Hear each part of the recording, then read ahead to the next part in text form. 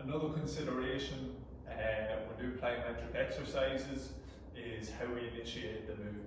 And there's many different ways in which we can initiate the movement, and it's going to elicit different strength qualities. So the first one where we would begin is with a non-counter movement. So this is purely concentric movement, and it just looks like what I'm going to do is I'm going to get into the start position, I'm going to squat down, and then I'm going to pause. Okay, so I'm taking the elastic component out of the exercise. So I'll pause for 2 full seconds, and then I'm going to perform my jump. Okay. The next progression in our initiations would be to a counter movement jump, and this is where we take out the pause. So same again, I'm going to get into my start position, and then I'm just going to squat down, squat up, and jump.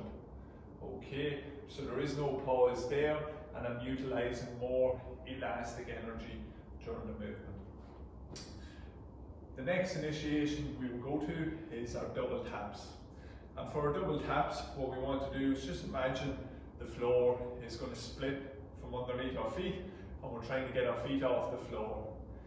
Then what's going to happen is we're going to make contact with the ground, attack the ground as quickly as possible, and get back up into the air. So it looks a bit like this.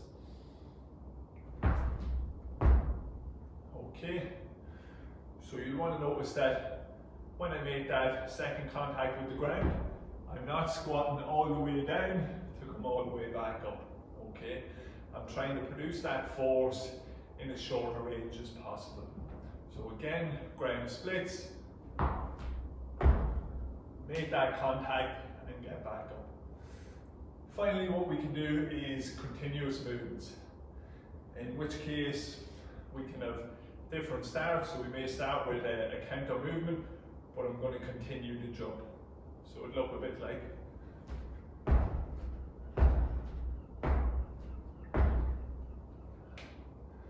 Okay, then finally we have other initiations that we can do, but they're not for the purpose of this program, so we can do stuff like depth jumps, etc. So to recap that, our different initiations, we've got non-counter movement, where it's just a purely concentric movement. Then what we move into is the counter movement, where we're utilizing that more of that elastic energy. Moving into our double taps, and then on to our continuous jumps.